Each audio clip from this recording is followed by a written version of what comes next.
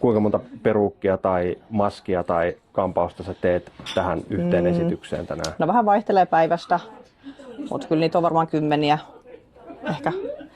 Et joillekin tulee pelkät hiukset, joillekin tulee meikki ja hiukset. Sitten kun esitys alkaa, niin mennään tekemään tuonne lavan lähelle vielä sitten pikavaihtoja. Sä työskentelet tässä samalla pisteellä ja tanssia vaihtuu tasaisin väliajoin. Kyllä, ja sitten ne menee vielä vaihtaa vaatteet tästä sitten jo. Just niin joo. Missä vaiheessa sä huomaat, että alkaa niinku tunnelma sähköistyä täällä ennen Kyllä se esitystä? just ennen esitystä sitten monesti on. Viimeiset puoli tuntia niin saattaa olla aika kiirettä.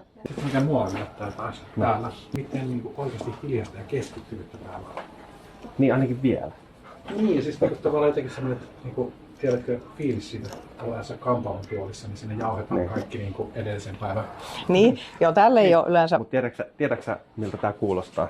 Niin, mä tiedän. Ammattitaidolta. Mikä tässä työssä on parasta? No ei tule ikinä tylsää. Teokset vaihtuu jatkuvasti, tanssijat vaihtuu. Ei voi tehdä sillä ihan täysin samaa kumminkaan kaikille. Ja hienoja esityksiä tietysti näkee samalla.